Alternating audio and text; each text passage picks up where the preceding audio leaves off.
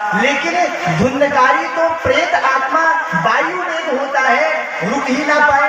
तो कहते हैं भागवत मंच के सामने एक शक्त ग्रंथी वाश खड़ा हुआ था, उसी में जाकर के वो वायु वेग में प्रवेश कर गया है। और जैसे कथा श्रवण हुआ है, एक दिन का कथा समाप्त होता है, वो गांठ जो थी प्रथम दिन का ग्रंथि विभेदन हो जाता है, दूसरे दिन कथा समाप्त होता है, दूसरा ग्रंथि विभेदन हो जाता है।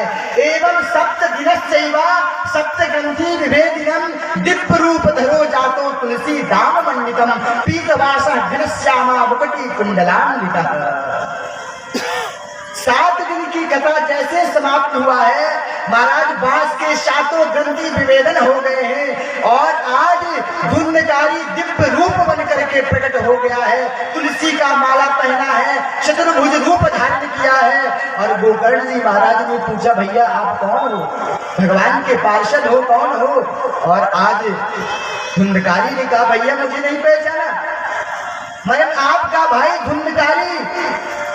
भैया धुंधकारी आप?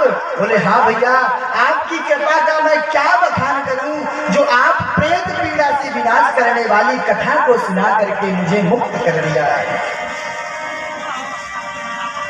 प्रेत पीड़ा को भी विनाश करने वाली यदि है तो श्रीमद् भागवत कथा है, जो प्रेत के पीड़ा को भी विनाश कर देता है।